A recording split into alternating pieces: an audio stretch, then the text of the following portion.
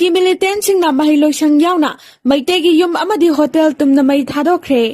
More police station gi manung chana lairiba ti minau khulda nauna saba loiduna sanganaba ngariba Jawaharlal Novodia Vidyalaya kuki kulai paibasing oiramgani chingnaba singna mai thadoklamle thaudoga singarang numidang thokibani maheisloiang asigi hek mayoknabada manga suba Assam Rifles ki post amasu lairibani school building asida border security force BSF lainaba thawrang tawduna lairingai thaudok asi thokibani hairi Nakalamaromda Jiribam district ta tangdu laitaba hanjilhanana bahotnariba Serakasida Jiribam Kalingar ward number 1 Longreizang amadi singdong laikai da laiba chayon ba hotel amaga loinana yum ahum sakhangdaba singna mai thadoklamle thokdoga sisu ngarang numidang thokibani hairi ngarang numidang sakhangdaba singna mai thadoklamlaba chayon ba hotel adu Jolamar Remamar amadi Tiraupui margini makhoi ahumna dukan asi sadoktuna Lalengjam Barte Markoba Myoy Amana Hotel adu hangbani Nakalamaromda Chingdong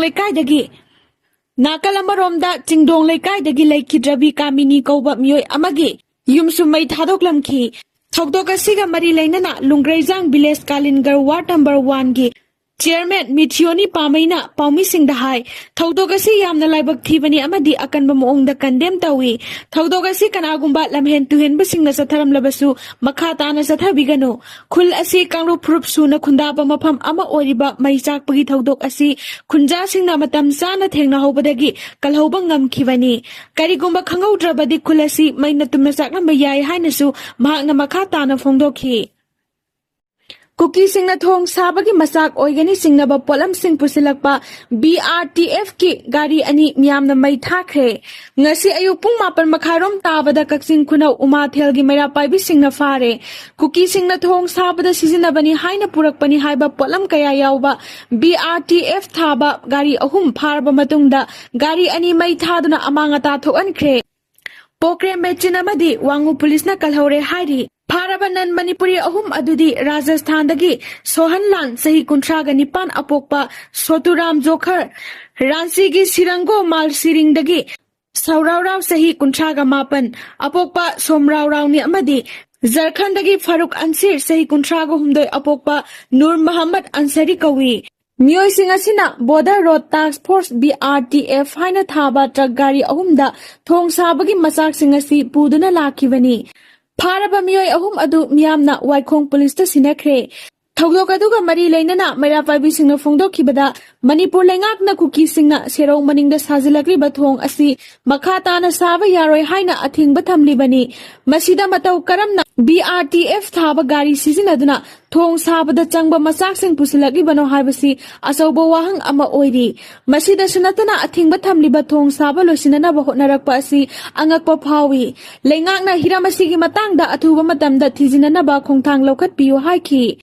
Amaromda nan Manipur ahumna BRTF haina thaba gari singda pusilakriba polam singadu sajik tampakta saba thong amagidamak niyom chumna pusilakpani haina mafam maduda thomjilakhiba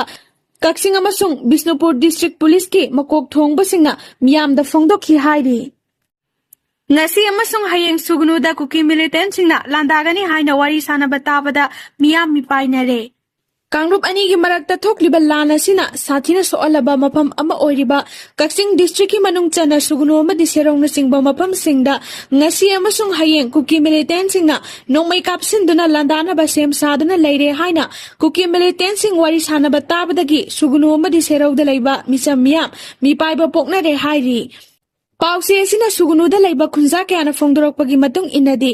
Kuki Lal Holup ama oriba United Kuki Liberation Front UKLF ki lusingba khumangi mayamba khupsaiga radio set wari sanaba adu Kuki Marol khangba sugnuda laiba miyoi kharana inset tawbadagi tava phangkhibani wari sanaba da nongmai maru likna sizinau sugnuda landana ba nongmai maru wathanba yaroi ngasi amasung hayeng asida sugnu amadi serok da landana ba sem saduna layu haina wari sanaba adu tava phangki hairi Wafam singasi taba phangbadagi haujik sugnu amadi serok da laiba praja miyambu ngak senbagi thabak tawriba Manipur Rifles amadi IRB personnel singdasu wafam asi khunja kharana phongdoklamba matamda karisu nungsa thiganu praja miyamgidamakta makhoi seksina ngak senduna leiri haiba wafam phongdorakhi hairi